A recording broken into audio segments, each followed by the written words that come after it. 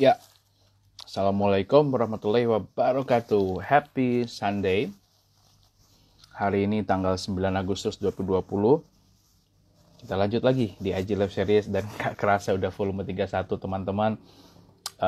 Hari ini akan ngobrol sama sosok Sri Kandi, aktivis lingkungan ya. Ini juga salah satu kawan baik saya yang kami sudah kenal kurang lebih ada 5 tahunan lah kurang lebih. Bahkan lebih, mungkin ada 6 tahun ya, sejak 2014.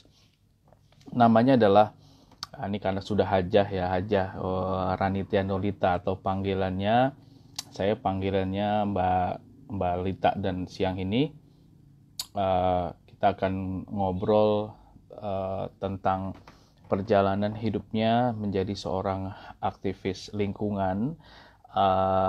Mbak Ranitya siapanya nanti saya akan bacain kalau beliau sudah muncul.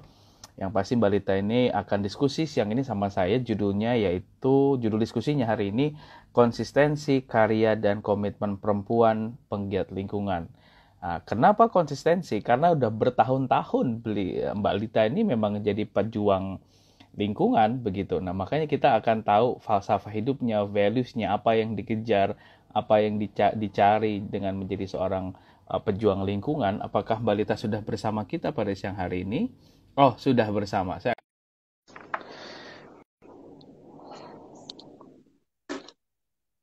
Ini langsung dari Jowo, dari Pulau Jawa ini.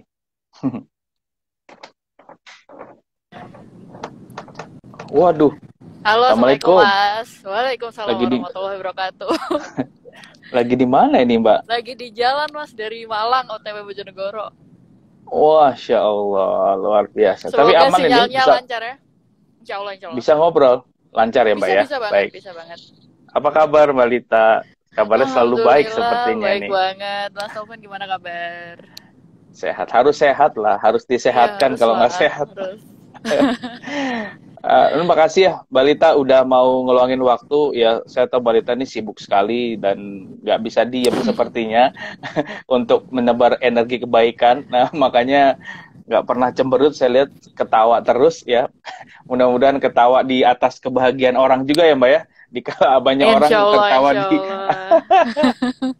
Nah, teman-teman, saya akan bacain profil Mbak Lita. Kita akan ngobrol santai aja ya, Mbak Lita, siang hari ini ya. Nah, jadi ini saya bacain Betul, dari betul, apa yang betul. dikirim. Walaupun sebenarnya banyak banget ya. Mungkin saya akan highlight inti-intinya dan mungkin bisa diketahui sama teman-teman ya. Nah, jadi intinya Mbak Lita ini adalah aktivis lingkungan sejak 2011. Brandingnya environmentalist dan pengusaha bidang lingkungan atau environmental planner gitu ya. Pengalamannya juga udah nasional dan internasional.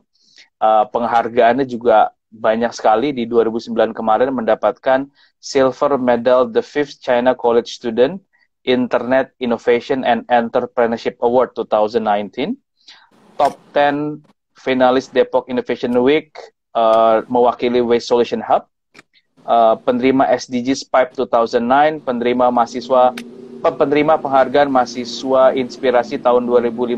Dan ini lulusan IPB ya, Mbak Lita, lulusan IPB. Lalu berkali-kali mendapatkan kesempatan untuk keluar negeri, berbagai negara, ke Shanghai 2015 Student Conference, lalu bagian dari Leadership Impact Award ALIA 2015, yang pasti YESEALI yang Southeast Asian Leaders Initiative 2014, memenangkan Grand juga di tahun 2014, Top 20 Youth for Arctic 2015. Wah, dan masih banyak lagi seperti ini. Kalau dibacain 1 jam Banyak Mas ini itu habis. Mas. Luar biasa. Nah, begini. Nanti Saat aja, ini nanti aja. Mbak Lita adalah Sri Kandi asal Jawa Timur ya. Makanya mewakili Jawa Timur di program Southeast Asian and Japanese Youth Program di 2016. Dan juga mantan Presiden Hilo Green Community di 18 kota aktif sebagai pendiri Waste Solution Hub begitu. Dan juga karena begitu, saya melihat sosok yang paling pas untuk mewakili dan menjadi panglima di divisi lingkungan rumah milenial yang Mbak Lita ini begitu. Jadi beliau juga ketua bidang ya lingkungan di rumah milenial. Juga pendiri kampanye ASEAN Reusable back campaign dan sebagainya. Nah, banyaklah pokoknya nanti saya kirim buat teman-teman kalau pengen kenal lebih jauh. Nah, ini terakhir Mbak Lita ini sejak tahun lalu ya 2019 memimpin startup Waste Solution Hub. Nah, dan apa sih Waste Solution Hub? Ini adalah bisnis sosial yang bertujuan untuk meningkatkan dan membangun pengumpulan limbah lokal yang efektif dan bertanggung jawab melalui pendekatan ekonomi melingkar dengan teknologi. Salah satu caranya adalah memberdayakan pemulung untuk meningkatkan kehidupan mereka dengan memberikan peningkatan keterampilan untuk mendapatkan penghasilan tambahan. Dan sudah mulai dari 2019, total pemulung yang dididik ya Mbak ya, selama acara berkisar nih Masya Allah nih, 1.222 orang, dan pengunjung yang sudah terlibat sekitar 23.082 orang. Lebih dari 50 relawan terlibat, limbah yang dikelola sudah hampir 2.500 ton, dan mimpi besarnya di 2023, Mbak Lita ini mendapat 10.000 mitra pemulung, meningkatkan pendapatan pemulung sebesar 100%, amin semua ya, mengurangi 1.000 ton sampah, menghasilkan 1.000 lebih produk daur ulang dan sebagainya, dan mengembangkan 20 lebih area pengumpulan sampah di seluruh Indonesia. Wah, Masya Allah, karena begini, ketika banyak aktivis yang berjuang di koridornya masing-masing, belum banyak dari mereka yang saya tahu menerjemahkan mimpi besar dengan platformnya dengan sedetail ini, begitu. Nah, makanya kenapa siang ini saya mau ngajak ngobrol Mbak Lita, karena tentunya banyak banget nih teman-teman insight yang bisa didengarkan, dan tentunya biasanya akan ramai teman-teman yang mendengarkan di rekamannya dibanding yang live ya, karena kesibukan dan lain-lain. Apalagi sekarang teman-teman sudah aktif ya, beraktivitas di luar, makanya biasanya ramainya di recordnya nanti. Nah, Mbak, kita ngobrol santai ya, jadi mulai dari pertanyaan personal sampai pertanyaan yang lain-lain. Nah, pertanyaan sederhana, banyak banget nih prestasinya. Apa sih ultimate goals-nya? Apa yang dicari? Apa yang dikejar begitu? Sampai sekarang pun mau ikut macam-macam begitu. Apa sih yang dikejar sebenarnya Mbak Lita? Yang dikejar ya Mas, mungkin tadi ada sedikit koreksi sampahnya boleh. tuh. Sampahnya kita baru kelola kalau di total sekarang baru 4 tonan sih Mas gitu. Jadi nggak sampai 2.000 ton. Pengennya sih gitu ya, semoga aja. Oh, ini mimpi besarnya. Oh, mimpinya ya. Oke. Iya. Silakan, sekarang baru 4 ton, belum banyak sih Mas gitu. Kalau ditanya apa sih pengen hidupnya apa ya Mas ya? Jadi ya kan Lita orang biasa, jadinya pengen bikin amal jariah sebanyak mungkin lah gitu. Amal jariah sebanyak mungkin. Kalau ditanya the value of life, emang the value of life aku adalah life with legacy gitu. Jadi hidup dengan warisan. Jadi kalau gajah mati kan dia meninggalkan gading gitu ya. Jadi someday kalau misal Lita meninggal suatu hari nanti, ada banyak warisan yang orang-orang bisa meneruskan lah. Gitu aja sih Mas kalau ditanya ya. Dan masuk surga pastinya pengen ya. Oke. Dan nih berarti saya mau nanya, kan selalu menjadi pembelajar dan hidup adalah warisan. Warisan sebaik-baiknya warisan itu seperti apa sih Mbak? Dalam artian kan masih banyak ya teman-teman dari kita yang menerjemahkan warisan itu something with tangible, yang kelihatan, yang terukur segala macam. Mungkin dimensi dari warisan itu apa maksudnya? Kalau bagi Lita Mas, dimensi warisan itu sebenarnya sebatas semacam sesuatu atau inisiasi kita itu banyak orang yang menerima gitu. Jadi beneficiaries-nya banyak gitu. Beneficiaries-nya banyak, betul. Ya, jadi walaupun aku sebenarnya nggak bisa ngukur how many people impacted ya, yang terimpact, tapi yang salah satu terukur, orang-orang banyak mengamalkan yang mungkin aku pernah sharing. Terus kemudian orang banyak membawa value of life, my life, atau mungkin the value of mungkin my business, atau mungkin inisiasi aku sebelumnya gitu. Jadi aku dapat ilmunya misal dari Mbak Lita gitu kan, ya lumayan lah, itu amal jariah 1 poin. Kayak gitu sih Mas sebenarnya kalau dihitung. Kalau dihitung nggak bisa terukur ya, soalnya kan itu dibalikin lagi ke orangnya masing-masing. Tapi dengan paling nggak dia mengingat ilmu yang pernah aku deliver tuh udah merupakan salah satu amal jariah.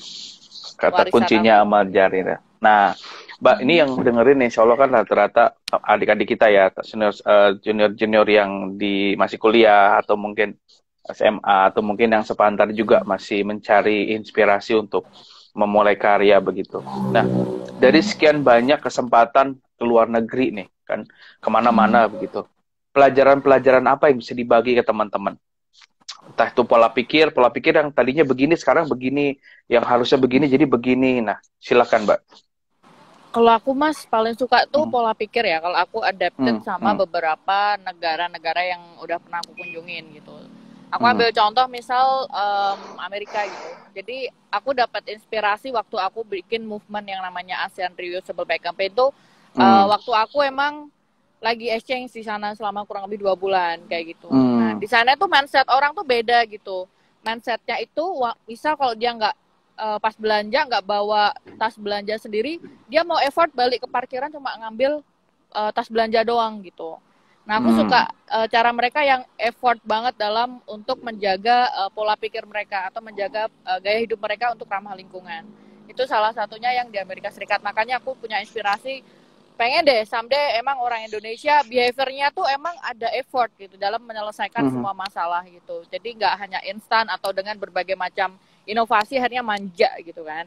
Nah, oke. Terus abis itu selain itu di Jepang sih Mas, aku suka banget sama Jepang. Jadi mereka tuh Jepang tuh bisa dibilang tuh on time banget gitu sama berbagai macam hal.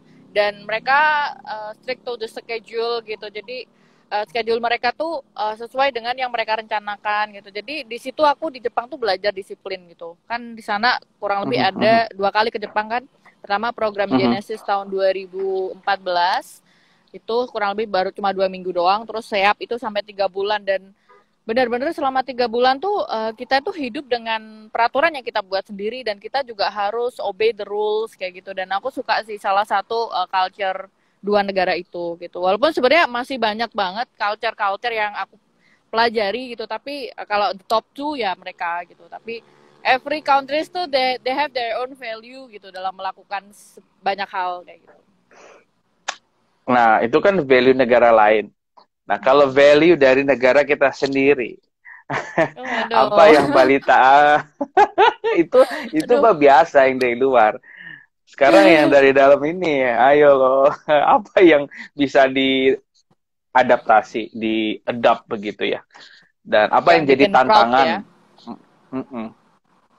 Kalau aku proud banget. Mikir di lama nih. Mikir dulu.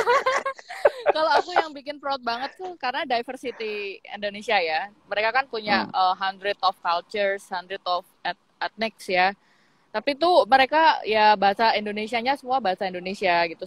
Bahasa komunikasi tuh bahasa Indonesia gitu. Dan aku suka sih, walaupun kita very diverse gitu, tapi kita selalu punya satu negara yaitu Indonesia. Dan aku paling suka tuh orangnya tuh suka membantu gitu. Ini banyak cerita dari teman-teman aku yang bule bahwa orang Indonesia tuh baik banget gitu.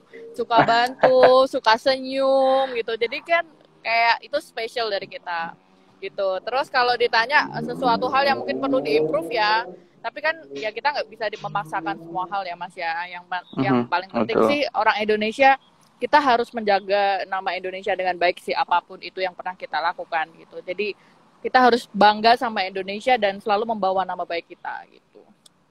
Nah, baik. Menarik Mbak. Dan dari tadi saya mau nanya pertanyaan ini, tapi keselip gitu ya. Ini pertanyaan fundamental banget. Kenapa lingkungan, Mbak? Lingkungan kan isu yang timeless gitu loh.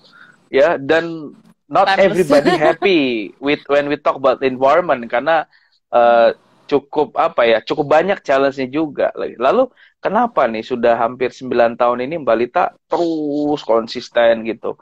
Apa yang menjadi penyemangat utama, motivasinya, dan kenapa lingkungan jadi jalur ikhtiar berbuat baik?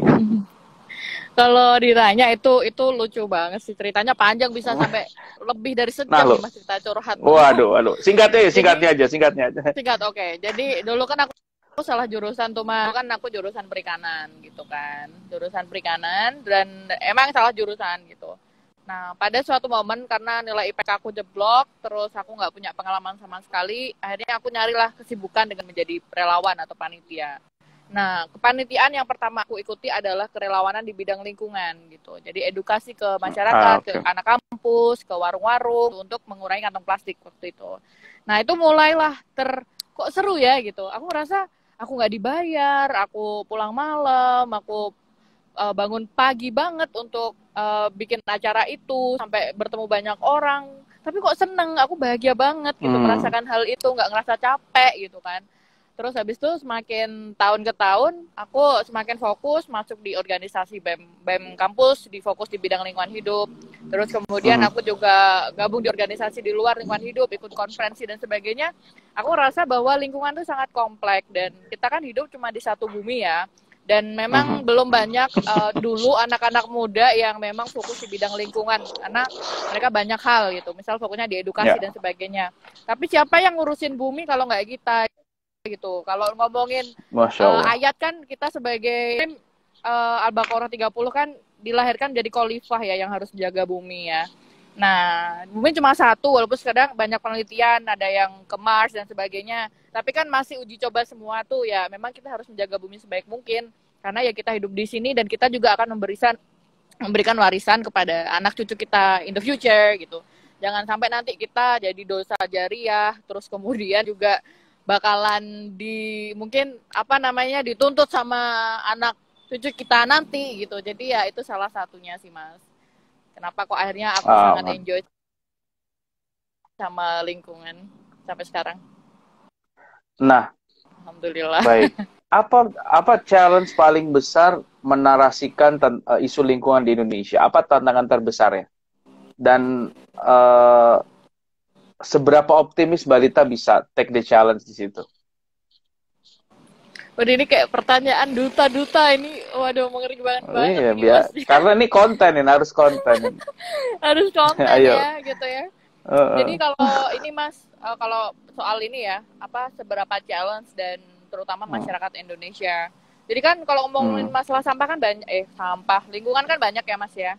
Mulai ada satwa liar, terus penebangan pohon, terus perubahan iklim, ada polusi air, udara, hutan, air, udara, terus air, terus kemudian tanah dan sebagainya.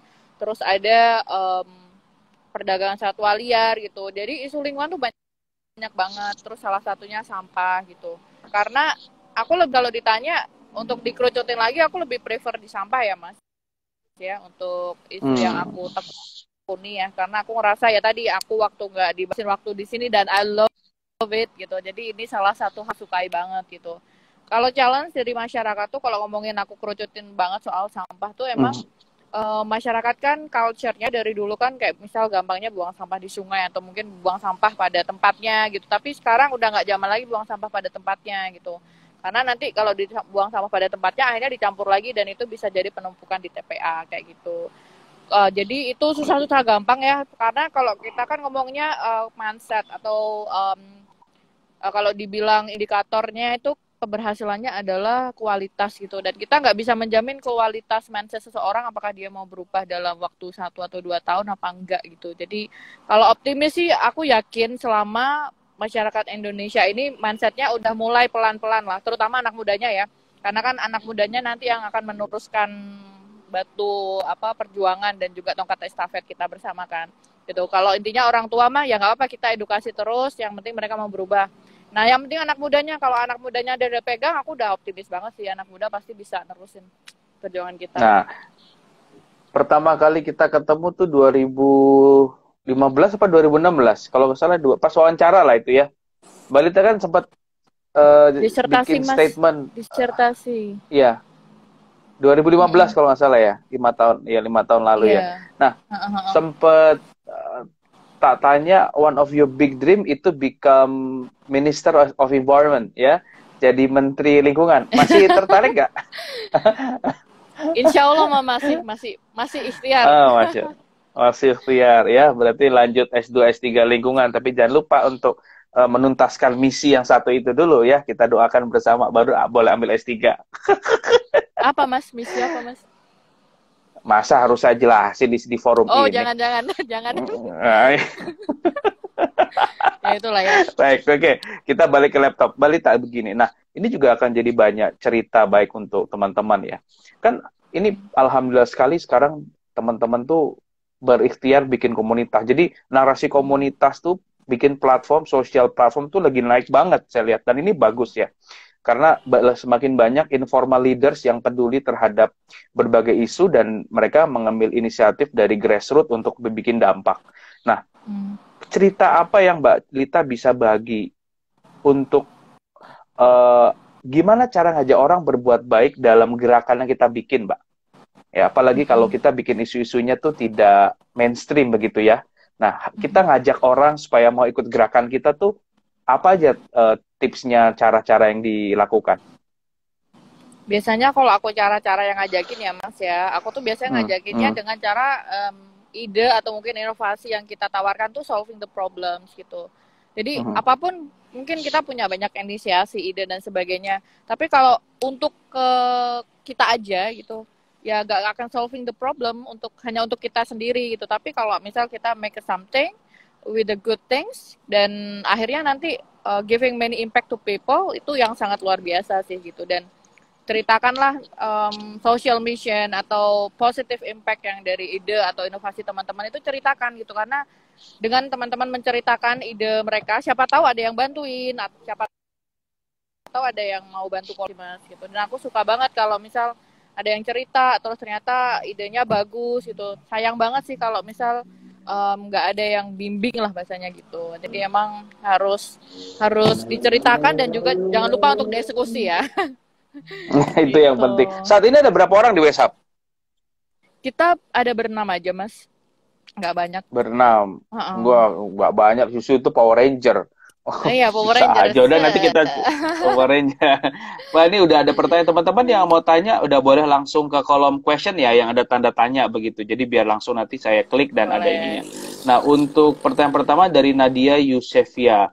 Hai Mbak Lita, aku mau tanya dong, sampah plastik itu bisa dimanfaatkan untuk apa ya selain kreativitas? Soalnya untuk mengubah sampah plastik untuk jadi barang bernilai seni itu kan butuh modal. Cocok nih Mbak Lita, silakan.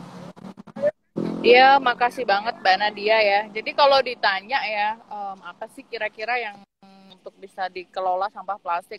Tapi Nadia juga perlu tahu gitu, dan aku harapnya udah tahu ya. Jadi kalau plastik kan dia bakalan mengurai sampai ratusan tahun lah gitu. Dan itu sangat, ya umur manusia berapa sih Nadia? 60 tahun lah normally gitu kan. Nah, alangkah baiknya emang mengurangi ya. Jadi aku pun kemana-mana selalu berusaha banget bawa tumbler kayak gitu. Dan kalau emang kita bisa mereviewus dari awal kenapa harus pakai kayak gitu. Jadi mindset kita tuh perlu diubah, dan mungkin ini aku sedikit jelasin ya gimana sih sebenarnya mindset orang di Indonesia saat ini terutama dalam bidang lingkungan. Nah, ini mindset orang Indonesia tuh kayak gini. Jadi reduce-nya tuh di awal gitu, yang paling sedikit. Jadi effort untuk mengurangi sampah tuh big feel gitu. Makanya kalau kamu lihat piramida ini tuh piramidanya paling banyak itu di TPA berakhirnya, karena mindset kita menguranginya masih sedikit gitu. Nah, aku ngajak teman-teman nih agar piramidanya dibalik seperti ini.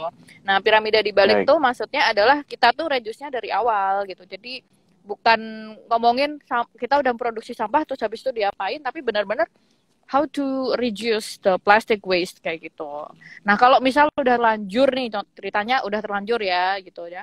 Salah satunya sebenarnya dipilah aja gitu. Dipilah, terus kalau misalnya dia sekitarnya ada bank sampah atau mungkin tempat pengepul sampah yang mau nerima plastik, itu udah sangat oke banget gitu. Kamu nggak usah bikin effort lagi gitu. Karena yang kamu kumpulin dengan baik, dan itu yang WhatsApp lakukan gitu. Nah, selain itu, selain kumpulin dengan baik juga, kalau misal kamu rajin, kamu mau membuat suatu new product, itu sangat bagus banget gitu. Tapi kan perlu dihitung juga cost-nya apa aja untuk pembuatan, terus kemudian cost operasionalnya mau seperti apa, terus cost kalau misal butuh pegawainya seperti apa gitu.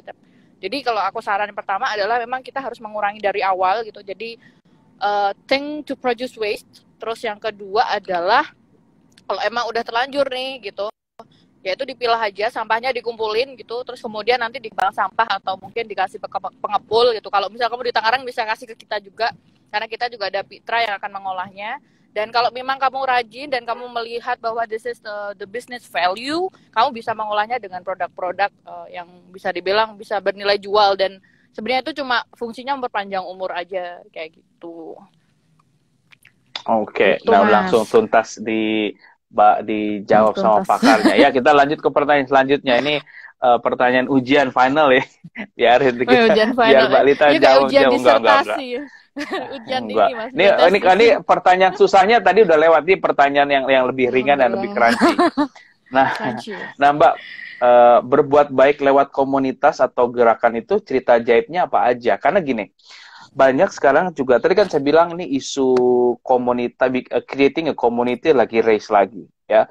Tapi somehow kawan-kawan kita juga overthinking. Aduh, nanti kalau bikin sesuatu kan harus ada modal, harus ada orang yang diajak, harus begini, harus begitu. Akhirnya nggak jadi begitu. Nah, sehingga mungkin apa yang menjadi pesan terbaik Balita untuk teman-teman yang ada di fase itu gitu. Udah mulai aja. Nah, mungkin disusul ada apa cerita ajaibnya di balik semua perjuangan Balita hingga akhirnya bisa sampai sekarang? Kalau cerita ajaib aku sih, jadi emang kami semua tuh bisa dibilang bukan menggunakan manpower yang banyak gitu sampai ratusan orang gitu ya. Jadi emang kita menggunakan the power of network gitu. Jadi jaringan kami gitu, kayak dari tim kami tuh kan pasti mereka punya pekerjaan masing-masing, mereka juga punya komunitas masing-masing gitu. Jadi mereka menggunakan seefektif mungkin jaringan mereka gitu. Sama dengan halnya aku menggunakan seefektif mungkin jaringan mereka. Dengan kita menggunakan network, sebenarnya itu salah satu poinnya adalah kita bisa memperpanjang tali silaturahim ya gitu.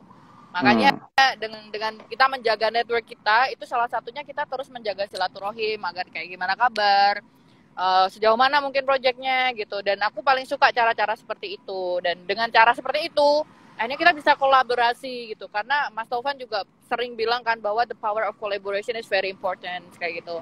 Jadi bagi aku, agar teman-teman pengen mengimplementasikannya adalah kolaborasi aja gitu. Jangan takut kamu sendiri gitu.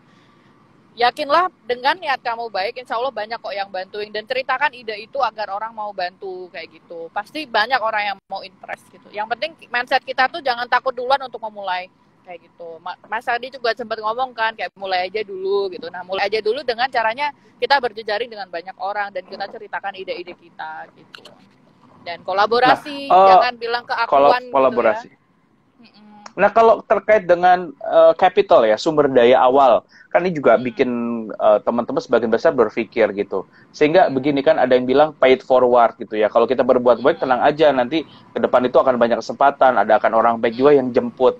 Nah, ini cerita-cerita inspiratif, cerita-cerita ajaib yang di luar nalar begitu. Yang dimana 1 tambah 1 hasilnya 2, tapi ini bisa jadi 10 gitu misalkan. Nah, ini terputus karena Mbak Lita lagi di perjalanan dari Malang ke Surabaya.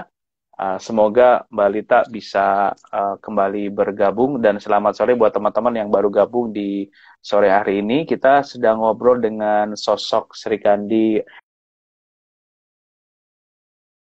Banyak hal ya terkait dengan konsistensi karya, komitmen perempuan penggiat lingkungan, dan Mbak Lita ini menjadi seorang aktivis lingkungan sudah hampir 9 tahun teman-teman, ya 9 years.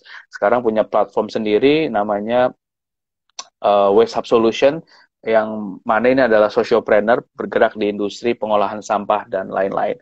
Nah, ini saya coba undang kembali Mbak Lita, semoga bisa bergabung dengan kami.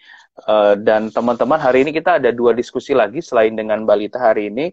Nanti setelah ini saya akan diskusi sama Pak Romi Fibri. Beliau adalah Ketua Lembaga Sensor Film Indonesia. Jadi kalau teman-teman nonton bioskop, nama beliau tuh pasti ada di screen paling depan ya, yang memperbolehkan film itu boleh atau enggak tayang di Indonesia. Nah, jadi kita akan ngobrol langsung dengan ketuanya yang baru terpilih untuk periode 4 tahun ke depan, namanya Pak Romi Fibri. Nah, jadi kalau yang mau nanya-nanya tentang film, industri kreatif, dan sebagainya, dan pengen tahu kenapa sih film harus disensor, dan lain-lain, nah kita tanya nanti sama sumbernya ya. Kurang lebih saya akan diskusi dengan beliau setelah diskusi dengan Mbak Ranita ini nanti jam 4 sore. Nah, dan nanti malam juga saya senang sekali akan ngobrol terkait dengan humas begitu, dunia public relation, humas masa kini, trennya seperti apa dengan ketua Perhumas ya, ketua Perhumas. Dan Pak Agung Laksamana ya. Oke, saya akan invite kembali Mbak Ranitya. Ya, sinyalnya hilang karena di perjalanan dari Malang ke Surabaya ya. Oke. Silakan teman-teman boleh langsung tanya langsung di kolom chat di pertanyaan kalau ada yang mau ditanyakan terkait dengan lingkungan dan sebagainya ya. Oke. Kita masih menunggu lagi Mbak Lita bergabung bersama kita. Oke, ini sudah, saya akan invite kembali. Kalau gini-gini tuh is a part of the show ya, kita nikmatin aja teman-teman. Halo Mbak Lita, iya. Terputus ya? Iya. Biasa, kayak gitu-gitu nih part of the show, Mbak. Ya, jadi ya kita nikmati lah. Ya. Yang penting di-save, Mas. Yang penting di-save. Oh iya, pasti. Abis ini langsung ke posting otomatis. Lanjut lagi Mbak Lita, yuk silakan. Tadi nyampe mana ya Mas ya? Kolaborasi ya. Jadi kolaborasi. jangan takut untuk memulai kayak gitu kan. Iya, tadi jadi saran aku jangan takut untuk memulai, dan Mas kan tadi tanya untuk capitalnya gimana nih gitu ya, terutama untuk memulai gitu, gimana mungkin biayanya kan, ini lebih ke biaya mungkin ya dalam memulai suatu project gitu ya. Nah, teknis ya. Kalau aku yang biasanya aku lakuin gitu ya, sebenarnya kita melakukan suatu hal tuh nggak harus pakai money ya gitu.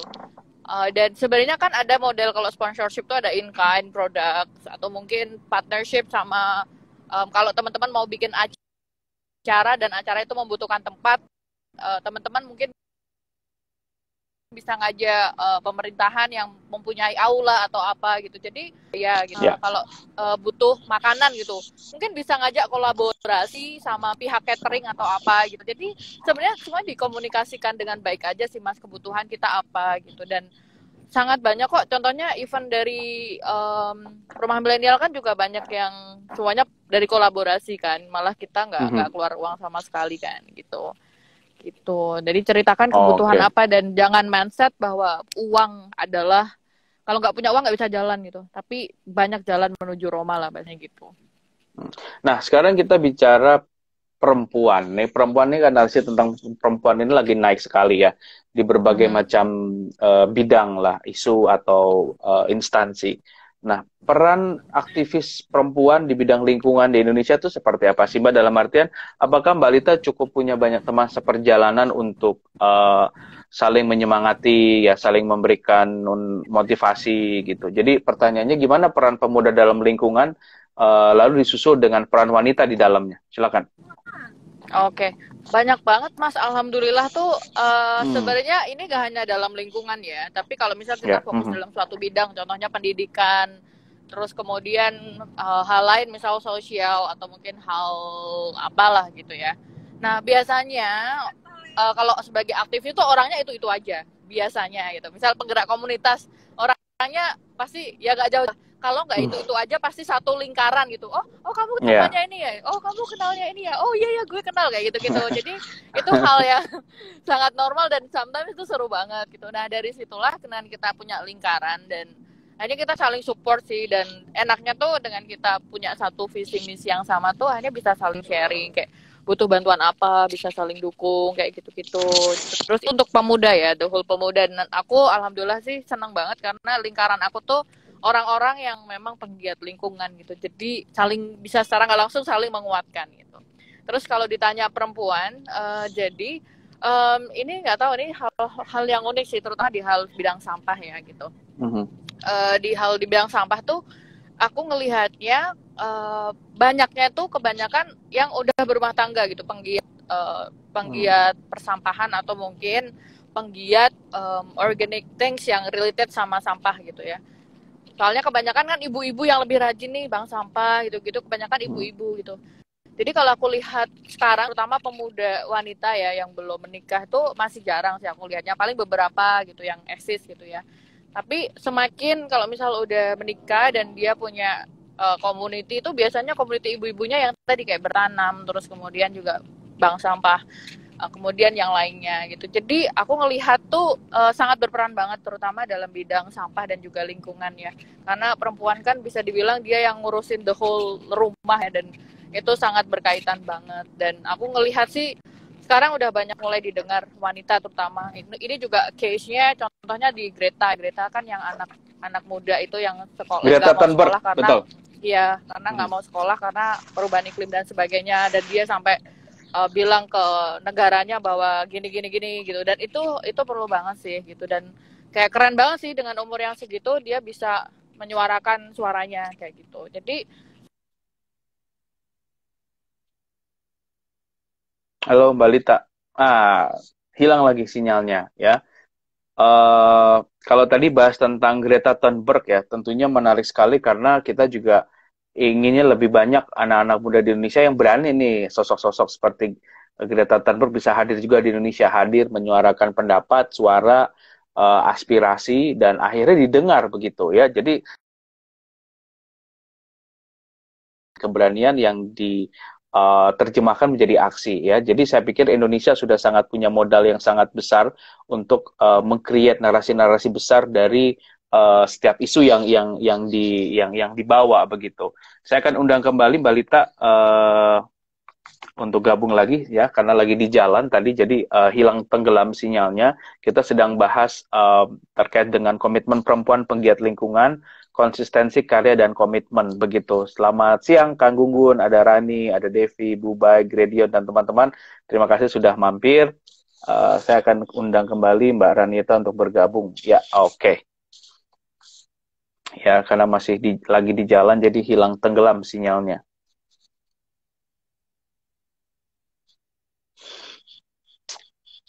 Saya di rumah, makanya nggak pakai masker ya. Kita juga lagi ngomongin gerakan pakai masker ya teman-teman. Untuk klaster kepemudaan kita akan launching di soft launchingnya di akhir Agustus ya, tanggal 30, begitu. Ya, masih bergabung. Ya, silakan Mbak Lita. Saya invite sekarang, saya invite kembali. Mudah-mudahan tidak ada halangan dengan jaringannya. Ya, sudah tersambung lagi. Oke, kembali lagi. Halo Mas, I'm back. Ya. Silakan Mbak. Lanjut lagi Mbak. Silakan. Iya, tadi sampai Greta ya Mas ya? Ya, sampai Greta, betul. Halo Mbak Lita. Wah, hilang lagi. Ya, sepertinya sedang di daerah yang sinyalnya kurang baik sepertinya.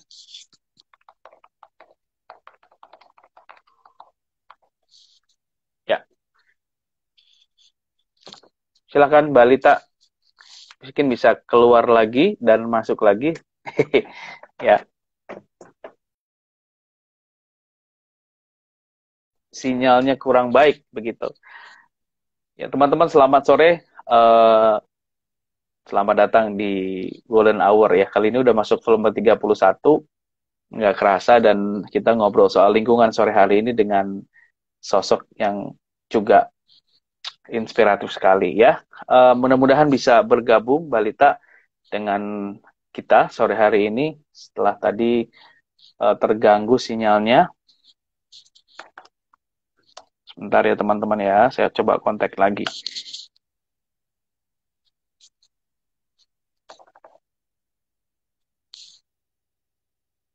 Oke, apakah sudah bersama? Oh, belum ya.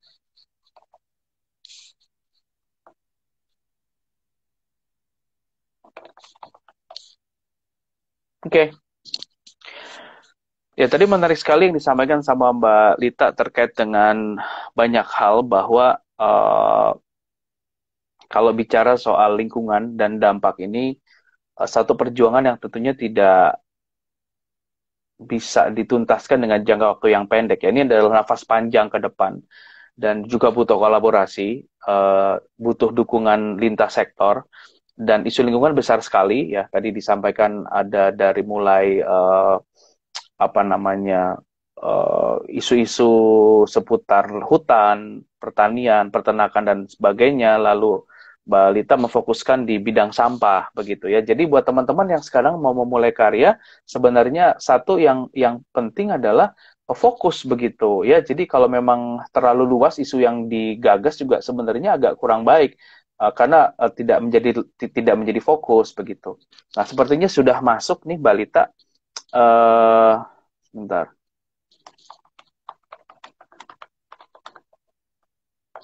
Bentar ya, mudah-mudahan sudah bersama. Oh, belum ada nih.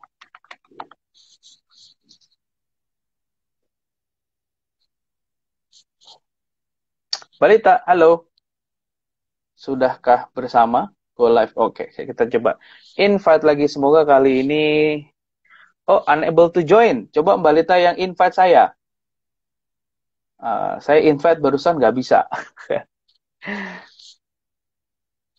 Wah, kenapa nih Mbak Lita? Mbak Lita belum ada di list saya nih Mbak, belum masuk nih. Oke, sudah sekarang ya. Semoga bisa.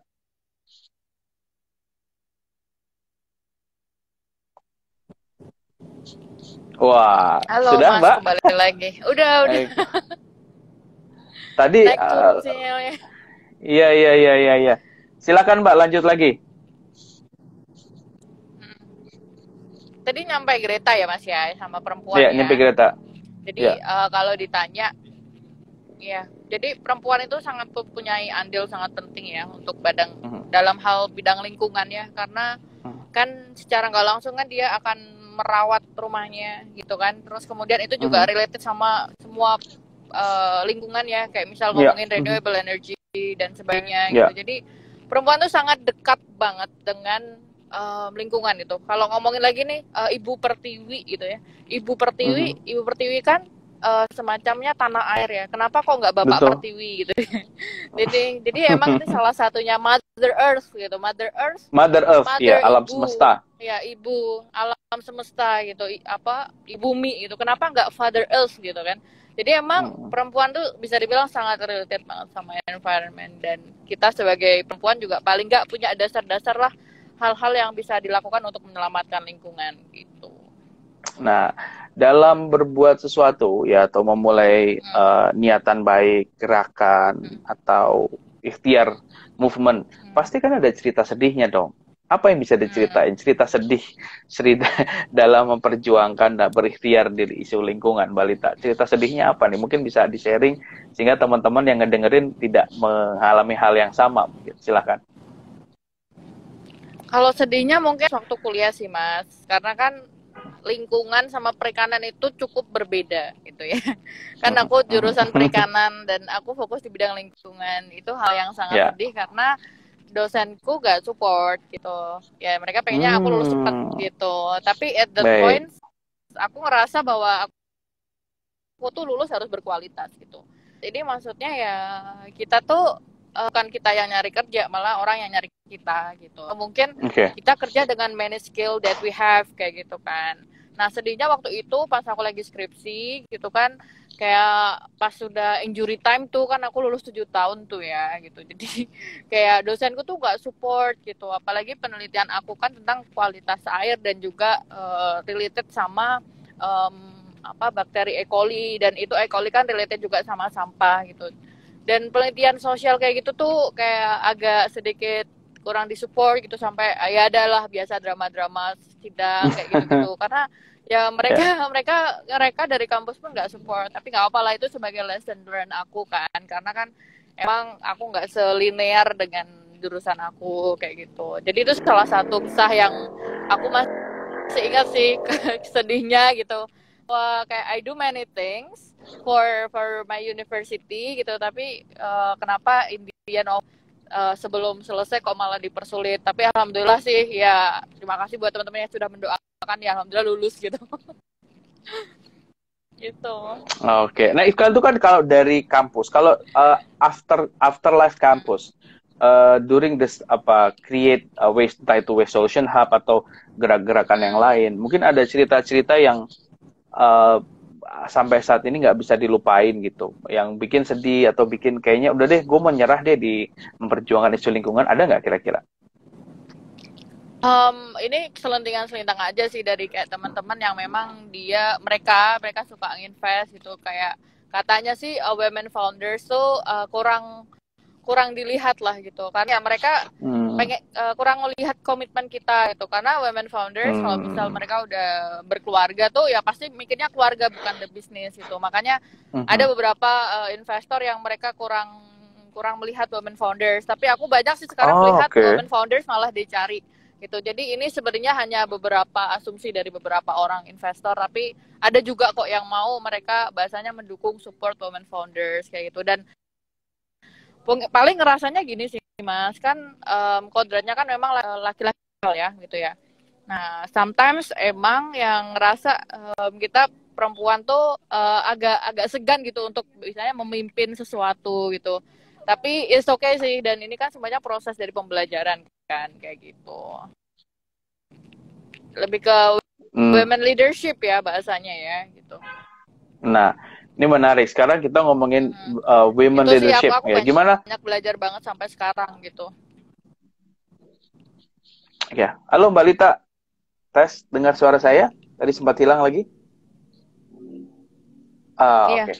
Nah, Mbak Lita, kalau ngomongin women leadership ya, bagaimana kita bicara leadership equality in Indonesia ya, seberapa optimis sih pemimpin wanita itu benar-benar bisa balancing the role between the men leaders and women leaders. Ini kan is part of the SDGs ya, gender equality. Nah, ini kan sebagai, ya insya Allah saya doakan yang terbaik di salah satu pemimpin di Indonesia, pemimpin wanita Indonesia di bidang yang lagi di ini. Gimana Mbak Lita melihat ini? Equality. Amin. Equality sebenarnya nggak tahu, aku kalau ngerasa di Indonesia sih sebenarnya udah cukup ini ya Mas ya, cukup balance, walaupun ada beberapa yang masih belum balance, jadi masih banyak. Wah. Dan ada kan beberapa, kalau Mas di grup RM kan kok cowok semuanya gitu kan, biasanya ada gitu kan di grup. Perempuannya mana nih gitu. Nah hal-hal itu sih sebenarnya gitu. Ada beberapa teman yang ekstrim juga, dia nggak akan datang seminar kalau isinya semuanya cowok gitu. Gitu. Terus ada yang ya kayak gitu loh Mas. Jadi something unik juga sih gitu. Tapi nggak apa-apa gitu. Semuanya kan udah dibagikan, dan sebenarnya di hadapan Allah pun perempuan dan laki-laki haknya dan kewajibannya sama gitu. Jadi sebenarnya ini tergantung dari persepsi masing-masing sih gitu. Bagaimana mereka bisa menempatkan diri, dan bagaimana mungkin kalau dia dikasih amanah menjadi leader kayak gitu-gitu. Gitu. Dan kalau di Indonesia ya apa ya, masih banyak mas-masnya sih atau bapak-bapaknya sih gitu. Tapi banyak juga yang perempuan gitu ya. Jadi mungkin gimana ya Mas jelasinnya ya. Aku sih ngerasa kalau dibandingin sama negara lain ya, contoh aku waktu itu pernah ke China. Waktu itu aku sama Yusuf juga kan, kita lagi presentasi yang di Hangzhou itu yang tahun lalu gitu. Temen aku dia dari negara Arab gitu ya, aku lupa nama negaranya apa, pokoknya Timur Tengah lah ya. Dia bilang kayak, kan aku the only one yang pakai kerudung ya waktu itu. Dia kaget aja, your country is nice because kayak sangat mendukung inisiasi perempuan gitu ya. Kalau di negara dia ya perempuan di rumah aja gitu, nggak sangat dibatasi lah untuk bergerak, terutama melakukan suatu inisiasi or something gitu. Dan aku bisa dibilang cukup bangga sih sama Indonesia, karena perempuan itu untuk lebih berkreasi dan berkarya itu bisa dibilang kalau di mata internasional tuh sangat dihargai banget gitu. Nah, menarik gitu. Ya. Sekarang pengen tahu nih, positioning Indonesia when you join the conference, how confident we are harusnya Mbak sebagai bangsa yang besar. Posisi saat ini ya, gimana nih? Nah, pengen tahu, cerita dong. Cerita gemes dong, gimana? Gemes lah ya. Gimana ini gemes? Kenapa gemes? Gemes tuh karena gini loh, we have many of sumber daya alam, kita banyak banget skillnya, terus kita 250 juta orang gitu ya, kita sangat many cultures, many thousand islands, 17.000 islands itu, dan sebenarnya kita tuh harus bangga banget gitu loh sama diri kita. Orang Indonesia tuh selain tadi baik ramah, kita juga bisa dibilang orang Indonesia tuh orangnya kreatif gitu. Nah mungkin kalau aku ngelihat tuh kendalanya kenapa orang Indonesia kurang speak up gitu, atau mungkin mereka belum berani untuk speak up karena mungkin bukan first language kita bahasa Inggris ya. Tapi it's okay gitu loh kalau kita bahasa Inggrisnya biasa-biasa aja, karena kan mother language kita kan juga bahasa Indonesia gitu. Jadi it's okay gitu, dan mereka sangat terima. Yang penting ide atau mungkin karya kita itu bisa dihargai banyak orang gitu. Jadi intinya kita harus speak up dan gak usah khawatir kayak misal sorry my English is bad or it's okay, just speak up gitu. Itu Nah, masih yang paling penting. sekarang kita ngomong ke peran anak muda nih, dalam artian begini Mbak Lita, saya juga mau perspektif ya. Kita ngobrol santai, dan ini pertanyaan yang saya tanya hampir ke semua narasumber begitu. Pertanyaannya begini, imajinasi apa tentang Indonesia yang Balita bayangin mungkin di Indonesia 15-20 tahun ke depan? Kan Amerika punya American Dreams, China punya China Dreams, dan any other apa namanya big countries, they have their own dreams ya. Jadi anak-anak mudanya itu punya pandangan, gue mau ke sana arahnya gimana, seperti ini, dan apa yang dilakukan tuh sejalan dengan apa yang divisualisasikan sama visi negaranya. Nah, kalau Indonesia, kalau menurut saya belum ada tuh imajinasi yang clear tentang Indonesia tuh mau seperti apa, begitu. Nah, kalau Mbak Lita bisa bantu menerjemahkan, kira-kira seperti apa sih kita narasinya, imajinasinya gitu. Karena kan ini tepat banget nih saya nanya sama sosok Mbak Lita, karena Mbak Lita kan ke Amerika, Eropa, ke China, ke negara-negara yang mungkin perspektifnya lebih global begitu. Silakan, Mbak. Aku lihatnya in the future for the next 10 or 15 years tuh sebenarnya kalau misal Indonesia generasinya generasi yang produktif tuh udah selesai sih, Mas. Produktif aja. Udah dengan satu apa kata nih? Produktif udah selesai sebenarnya. Contohnya gini, aku ambil contoh ya. Misal someday ya, anak mudanya gitu, dia udah tahu apa sebenarnya tujuan hidup dia, dengan dia tahu tujuan hidup dia, akhirnya dia melakukan hal-hal yang produktif, terutama misal membuat suatu karya dan sebagainya, dan akhirnya itu support dari country. Udah selesai sebenarnya. Kalau misal ambil contoh gitu kan, pemuda tuh berapa sih kurang lebih sekarang, mungkin 60 juta orang ya, 60 juta orang itu, dan semuanya produktif. Udah selesai tuh hutang-hutang negara gitu-gitu. Karena tujuan mereka itu, mereka udah tanya tujuan, mereka udah tahu tujuan hidup mereka apa, akhirnya mereka melakukan suatu produktivitas, dan produktivitas itu bisa impact to our country, ya udah selesai sebenarnya. Dan ya, berjalan sesuai dengan perannya masing-masing ya. Iya benar, apapun itu bidangnya, mau education, mau social, mau health, or everything gitu. Contohnya ambil ya Mas ya, aku suka banget, aku suka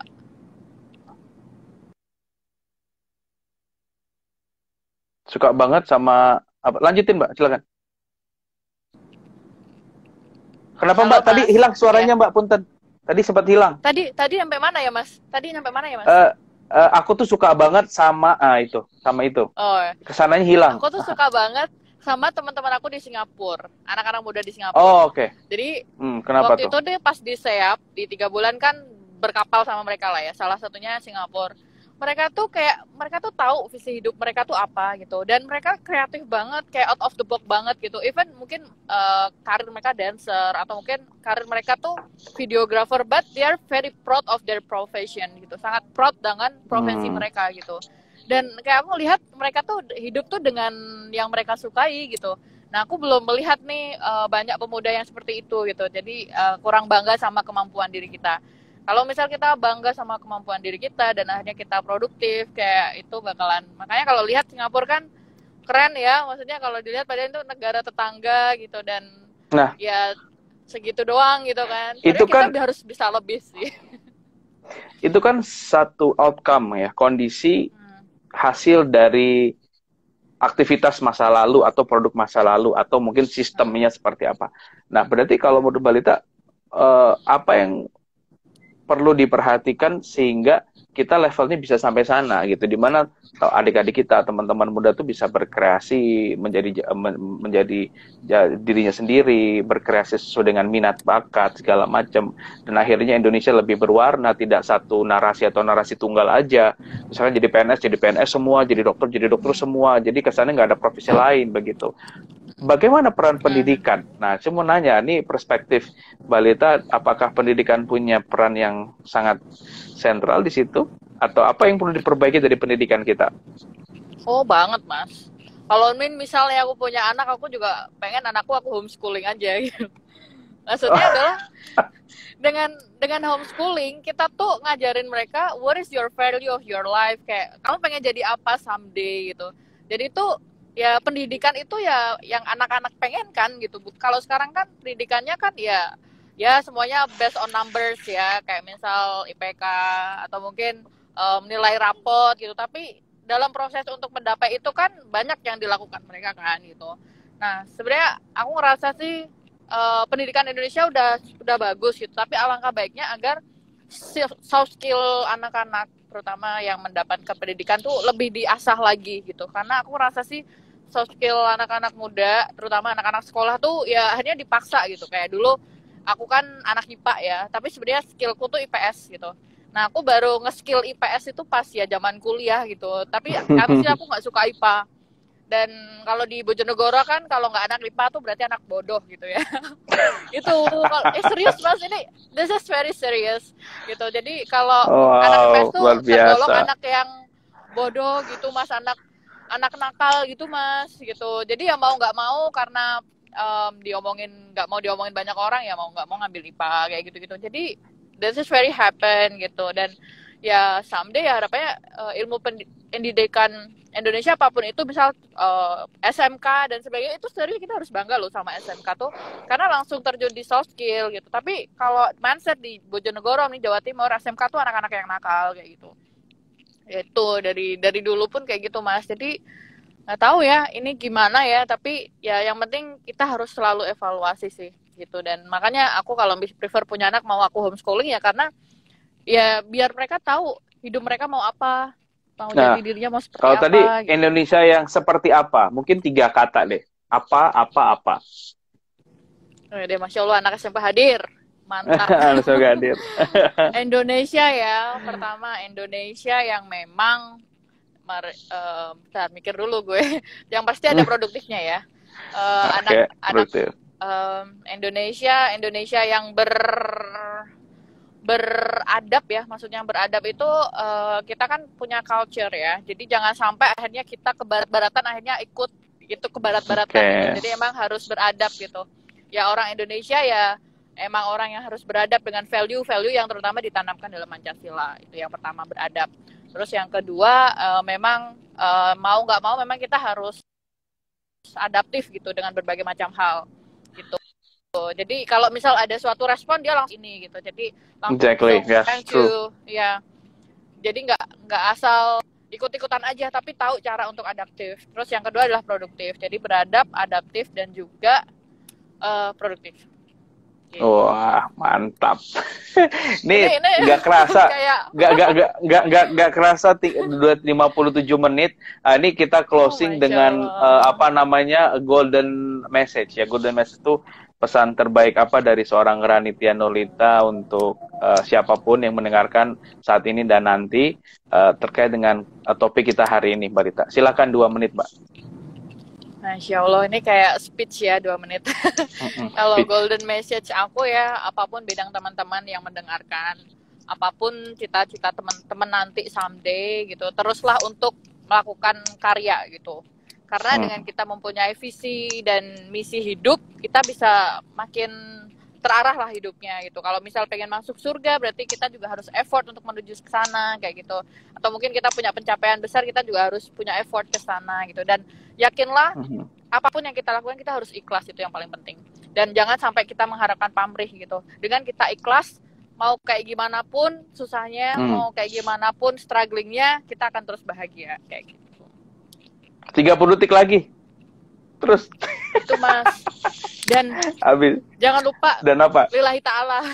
Lillahi ta'ala. Oh, iya. Baik. Masya Allah, luar biasa. Mbak Lita nih, terima kasih banyak di luang-luangin waktunya di perjalanan dari Malang ke Bojonegoro. Kita segera jumpa di Jakarta. Insya Allah, kita lanjut dengan berbagai macam program kolaborasi. Yang terbaik buat Mbak Lita ya, sehat-sehat, salam untuk keluarga di rumah, dan tetap berdaya, berkarya, bermakna tentunya. Baik Mbak Lita, benar nggak? Salam 3B. Berdaya, berkarya, bermakna, betul? Halo Mbak Lita, salam 3B Mbak, berdaya, berkarya, bermakna. Wah suaranya hilang sepertinya, pas banget. Ini di akhir percakapan, sinyalnya juga sudah hilang lagi. Teman-teman, kita jumpa di jam 4 nanti dengan Ketua Lembaga Sensor Film Indonesia, Pak Romi Fibri.